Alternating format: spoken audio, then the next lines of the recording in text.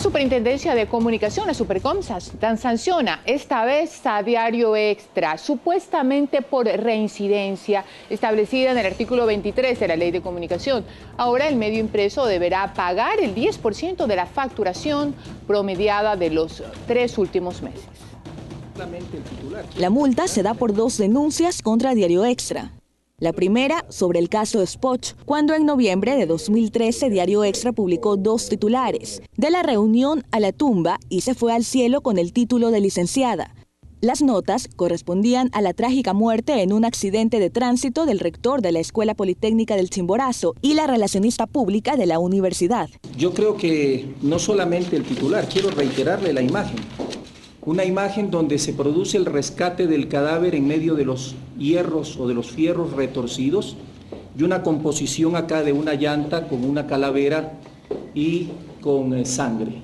Es prohibido presentar la foto de las personas. La ley lo destaca claramente, y no solamente la ley, vamos allá al sentido ético, moral. La otra denuncia corresponde a una nota sobre el caso Vera Cerón del 6 de diciembre de 2013, cuya fuente provenía de una sentencia que no estaba ejecutoriada. En esta cobertura, el editor general de Diario Extra admite que sí hubo un error por parte del medio y que rectificaron en 2 ocasiones. La primera, el 27 de diciembre, en la que se anota que la rectificación se da a pedido de la familia. Nosotros pusimos o publicamos de que la camioneta, el taxi en el que fueron capturadas algunas personas fue manejado por el hermano de uno de los implicados. Esto no era verdad. La rectificación no llenó las expectativas de los familiares. Entonces fueron a la Supercom. Por lo que nuevamente el pasado 13 de febrero se publica otra rectificación en la que se aclara que la sentencia no fue ejecutoriada y que el pedido esta vez venía de la Supercom. Sin embargo, según Ochoa, el diario no atendió las solicitudes de rectificación, con lo cual en un año el medio incurrió por 2 ocasiones en una infracción establecida en el artículo 23 de la Ley de Comunicación. Para Yepes, la figura de la reincidencia no existe. Y en el caso de la muerte del rector de la Escuela Politécnica del Chimborazo, no hay nada que rectificar. Rectificar en el caso Spoch, ¿qué significa? Mentir. Porque de la reunión a la tumba es un título exacto. El rector de la Spoch salió de una reunión del CENESIT, camino a Riobamba, hubo el accidente y sus restos mortales descansan en una tumba. ¿Qué tengo que rectificar? La Superintendencia de Comunicación multó a Diario Extra con el 10% de los ingresos facturados en el último trimestre. En el caso del tiempo es 72 horas desde el momento de la notificación.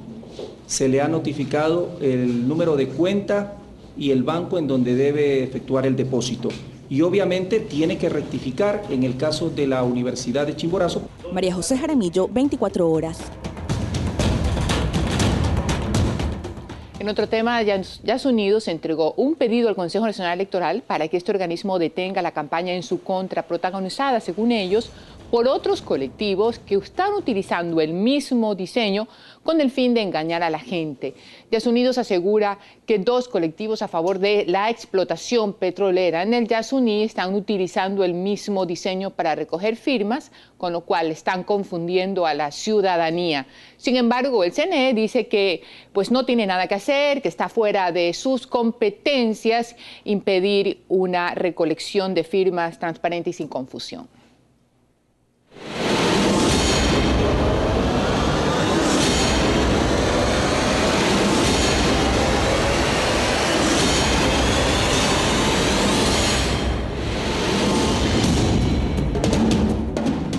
Las frases destacadas para este día pertenecen a funcionarios de varios organismos del Estado sobre el caso del asambleísta Clever Jiménez, pero sobre todo sobre la postura del Estado frente a la resolución de la Comisión Interamericana de Derechos Humanos.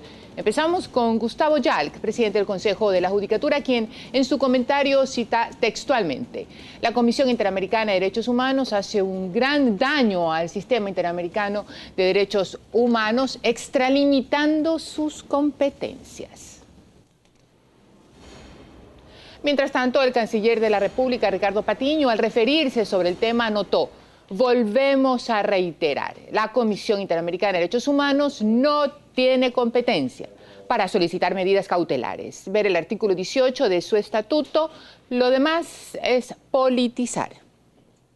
Y también sobre el tema en días pasados y durante un conversatorio con la prensa, el mismo presidente Correa dijo: por ningún lado la Comisión de Derechos Humanos tiene la atribución de dictar medidas cautelares, pero si las tuviera, es el colmo, según Correa, que traten de revertir una sentencia ejecutoriada en un país soberano. Y finalmente, tras el anuncio del gobierno de no acoger la resolución de la Comisión Interamericana, el asambleísta Cleber Jiménez declaró: amnistía, indulto. ¿Quién ha pedido eso? No lo acepto. Los que deben ser perdonados son ustedes, que se han festinado los fondos públicos. Lo dijo Cleber Jiménez. Y para hablar de este tema nos acompaña ya Salvador Quispe, prefecto de la provincia de Zamora. Muy buenos días, Salvador, y gracias por estar aquí en los desayunos de 24 horas. Muchas gracias, María Josefa. Mi saludo para usted, al pueblo ecuatoriano. Salvador, el tema de Cleber Jiménez sin duda ha generado polémica, independientemente de lo simpático o no que le resulte a alguien, el asambleísta Jiménez. Hay un tema importante, una medida cautelar dictada por un organismo de protección internacional de derechos humanos y una cantidad de funcionarios públicos con un cargo importante, liderados por el mismo presidente, que dicen: no vamos a aceptar estas medidas cautelares y no vamos a permitir que nadie detenga el camino de una sentencia. Eso oficial y formalmente. Pero de hecho, ¿qué está sucediendo con el asambleísta Jiménez? Pachacutic dice que lo tiene bajo su resguardo. Explíquenos un poco de qué trata eso. María Josefa, Cleber Jiménez en este momento está más tranquilo, conociendo el dictamen de la CID. Claro, hemos escuchado al gobierno, el mismo señor presidente, sus ministros, el propio señor presidente de la Corte Nacional de Justicia también, curiosamente, se ha sumado a esto, diciendo que la CID no tiene competencia, que ese reglamento es espurio, que ese reglamento no sirve. Nosotros le recordamos al señor presidente Rafael Correa que el Ecuador se ha beneficiado en varias ocasiones de medidas cautelares dictadas por la Comisión Interamericana de los Derechos Humanos en favor del Ecuador. Es el caso de los Tagaere y Taromenane, donde el gobierno del presidente Correa, en una buena parte desde el 2007 para acá, acogió, ha dictado decretos ejecutivos, acogiéndose y respetando esas medidas cautelares dictadas por la CID, utilizando ese mismo reglamento que ahora dicen que no sirve. En otro caso, fue el mismo gobierno del presidente Correa, a través de la señora ministra de Justicia, Joana Pesantes, quienes pidieron medidas cautelares a la CID en el caso del señor Nelson Serrano, quien, gracias a esas medidas cautelares dictadas por la CID, utilizando el mismo reglamento que hoy dice el gobierno del Ecuador que no sirve, que es ilegal, gracias a ese reglamento, el señor Nelson Serrano aún está vivo. Entonces nos preguntamos y le preguntamos al señor presidente de la República, ¿por qué cuando le conviene dice que la CID sí sirve y todos sus instrumentos, incluido este reglamento, cuando le conviene dice que sí sirve y cuando no le conviene dice que no sirve? Le llamamos al señor presidente de la República a reflexionar. Ese reglamento, de lo que hemos podido observar, ha sido un reglamento pro respeto a los derechos humanos. Lo que está en juego aquí, sobre todo, son los derechos humanos. Y por eso hemos sido beneficiados en varias ocasiones. ¿Cómo así el señor presidente dice que ese reglamento no sirve cuando sabemos que por encima de todo están los derechos humanos? Y ese es un instrumento que ayuda precisamente a precautelar los derechos humanos. Le hacemos un llamado a que revise el señor presidente de la República, revise esa decisión, así como ha revisado en otras ocasiones, claro, el caso del Inglés, el caso del IES. Han reculado. Ahora también me parece que eso es necesario por el bien de los derechos humanos, sobre todo, y por bien del Ecuador en su conjunto. Y parecería que existen contradicciones realmente radicales, porque, por ejemplo, en el caso del compatriota joven sentenciado por pena de muerte en los Estados Unidos, pues había una sentencia, se trataba del Poder Judicial de otro país, y a ese poder judicial del otro país el Ecuador le pide medidas cautelares. Aquí es lo mismo, tal vez lo que se resuelva son cosas distintas. En el uno es la pena de muerte y en el otro es la cárcel, se juega con la vida y la libertad, pero ambas decisiones nacen de un poder judicial. Entonces, si la contradicción pudiera causar actualmente alguna coyuntura política, alguna consecuencia, especialmente para la gente, para los ciudadanos que sienten que ese sistema internacional de derechos humanos está siendo dejado afuera de las fronteras del Ecuador y de alguna manera pueden vulnerar los derechos de las personas, ¿será este caso lo suficientemente fuerte para que la sociedad ecuatoriana comprenda que el sistema interamericano está pues detrás de la puerta y no lo dejan pasar para recibir la ayuda? Lo que debemos tener claro, María Josefa, y al pueblo ecuatoriano, no se está analizando los hechos, el caso de Serrano, el caso del presidente Pepe Mujica, el caso de Angostura, el caso de los Tagari Taromenanes o el caso de Clever Jiménez. Lo que se está analizando es que sobre el mismo reglamento se están dictando todas estas medidas cautelares. Es el reglamento a quien el gobierno del Ecuador ha puesto en duda y ha dicho que es ilegal, que el gobierno del Ecuador, el Estado del Ecuador no ha firmado por ese reglamento. Sí, pero es el mismo reglamento el que se está utilizando para todo. ¿Por qué? En unos casos sí sirve ese reglamento y en otros casos el presidente dice que no sirve ese reglamento. Es decir, cuando un tribunal falla a favor del presidente es un buen tribunal y cuando el mismo tribunal falla en contra del presidente entonces ya es un malo. Eso no puede ser. Hacemos un llamado al señor presidente de la Corte Nacional de Justicia, hacemos un llamado a que paren estas contradicciones, no se siga vulnerando los derechos humanos, que permitan que el caso continúe. Vea, hacemos esta sugerencia, que se acoja las medidas cautelares en favor de Clever Jiménez y que se permita que más adelante ya no la Comisión, la Corte Interamericana de Derechos Humanos revise el proceso. Si es que se verifica, si se comprueba de que sí se respetaron todos los procedimientos, los derechos humanos, se respetó la inmunidad parlamentaria de Clever Jiménez, si se respetaron todos los procedimientos, entonces la Corte Interamericana dirá que no hay nada que revisar en el caso Clever Jiménez y Clever Jiménez tendrá que pagar entonces toda la sentencia. Pero si la Corte revisa y se ve y se encuentra que no se respetó el debido proceso, incluido su inmunidad parlamentaria, entonces el Ecuador tendrá que revisar. Por eso es que hoy a tiempo le llamamos al presidente a acogernos a las medidas cautelares y no le pongamos al Ecuador en la mirada del mundo como un país violador de los derechos humanos, señor presidente. Este ya no va a ser un problema solamente con usted. Vamos a ser todos los ecuatorianos vistos desde la comunidad internacional como ecuatorianos, como un Estado, como un país violador de los derechos humanos. Paren esto, revisen esa actitud y más bien que se abra las puertas, que se abra y que se dé toda la información, que se verifique este proceso. Salvador, independientemente de la actitud o la resolución que tome el gobierno, que yo creo que ya a estas alturas del partido su postura ha sido claro y seguramente la cambiará dependiendo de las encuestas o de cómo le va a afectar políticamente, pues sabemos que sus decisiones también en algunos casos se mueven en consecuencia de esos resultados, de esos estudios. Pues el derecho está ahí, el sistema interamericano de protección de los derechos humanos también está ahí y yo opino, es mi opinión, que es toda la ciudadanía la que está quedando desprotegida.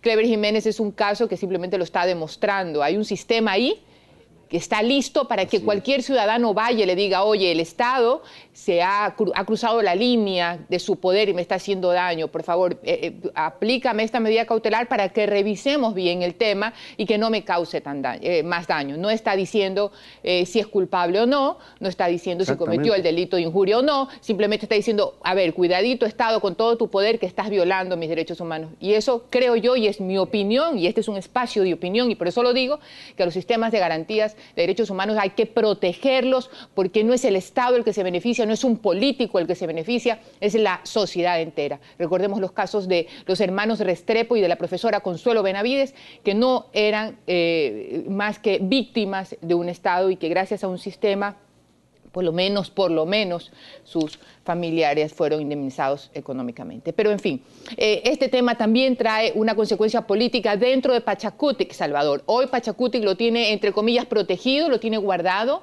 ¿No creen ustedes que también los líderes de Pachakutik van a involucrarse, entre comillas, demasiado en este tema? Y si es así, ¿hasta dónde están dispuestos a llegar? Yo he preguntado a los compañeros dirigentes de Pachakutik dónde está Clever Jiménez y me han dicho que no saben. Sabemos lo que saben ustedes también y lo que sabemos todos. Clever Jiménez está en algún lado de la Amazonía, nos han dicho a través de las redes sociales. Aspiramos, esperamos de que Clever Jiménez esté bien y sobre todo que el gobierno nacional dé todas las garantías correspondientes. Nosotros no podemos dejar de ser solidarios con todos quienes están siendo perseguidos políticamente, judicialmente por el actual régimen, como lo hemos hecho con los gobiernos anteriores. Lo vamos a seguir haciendo con todos, incluido con Clever Jiménez. Por ello es que estamos invitando a una asamblea para este domingo 30 de marzo en Tundaimi, allá en el Cantón El Pangui, en nuestra provincia de Zamora Chinchipe. Vamos a reunirnos allá con todos quienes puedan acompañarnos para revisar, para evaluar, a ver qué vamos a hacer. Si finalmente todas estas imposiciones se vienen y Clever Jiménez tiene que pagar esta sentencia, habrá que pagar la sentencia y por eso es que hasta donde se pueda también solidariamente estamos buscando cómo ayudarlo. Sabemos que Clever Jiménez no tiene la plata para pagar los $140.000 que está pidiendo el señor presidente de la República, ahora ya en sentencia. Si Clever Jiménez no tiene ese recurso, por no tener dinero, Clever Jiménez no es ningún alto funcionario del gobierno y estoy seguro que a Clever Jiménez no le prestarán la plata como si le prestaron a Dusaj, así de la noche a la mañana para que pueda pagar esa sentencia. Entonces, ¿qué es lo que nos toca? Nos toca salir a pedir un aporte, una vaquita, una recolecta con nuestros compañeros, con los amigos, con la ciudadanía solidaria. Por ello es que estamos preparando este rato. Allí la vaquita que salió en marzo del 2012 recorriendo las ciudades del Ecuador, hoy vamos a tener que salir a hacer eso, a recolectar las moneditas de quienes solidariamente puedan aportar para ajustar los $140.000 y para entregárselo al señor presidente de la República.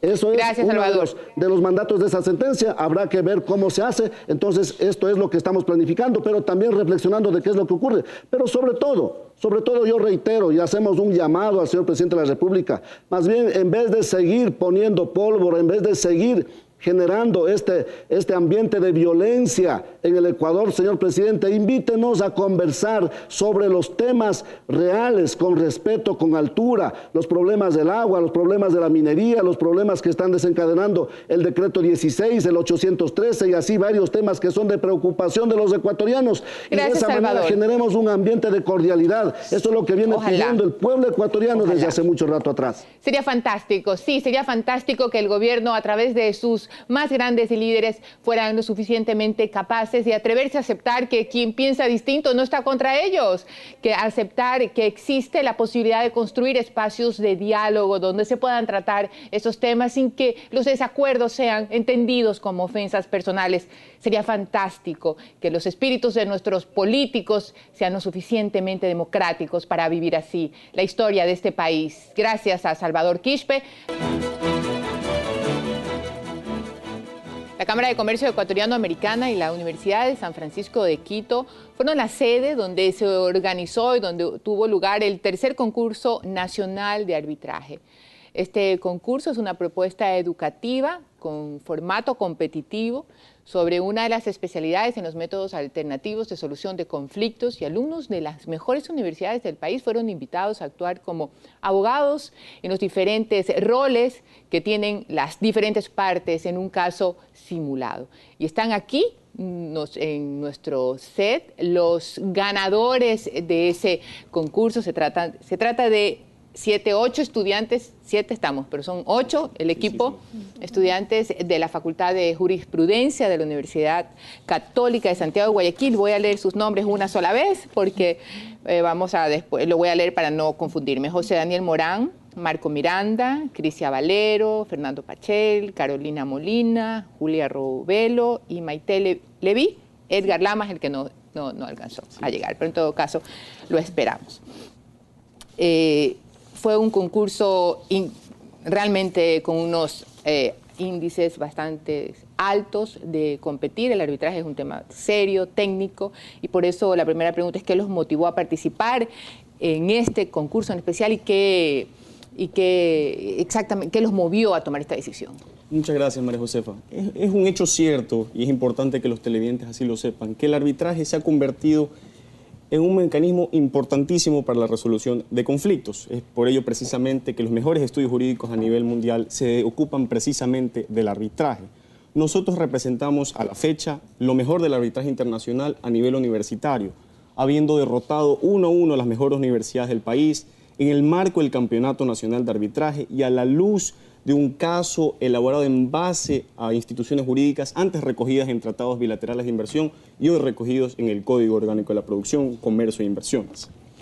Pero cuéntenos un poco cómo funciona el concurso y cuántas etapas tiene este concurso.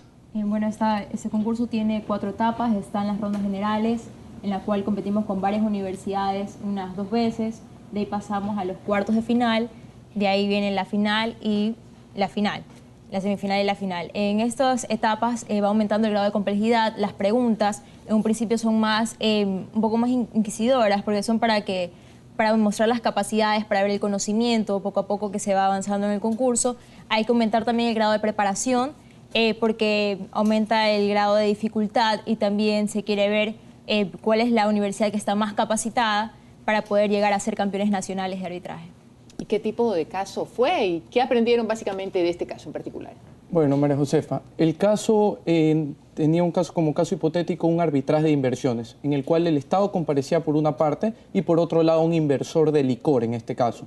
En realidad aprendimos no solo el procedimiento a seguir cuando se dan controversias, sino también el correcto manejo de muchas disposiciones legales en el Ecuador, empezando desde la Constitución hasta ir a códigos orgánicos, reglamentos del país. Y ese fue el gran aporte de que este concurso deja no solo a los ganadores, sino también a todos los que participaron, pues el estudio y el análisis jurídico es muy importante.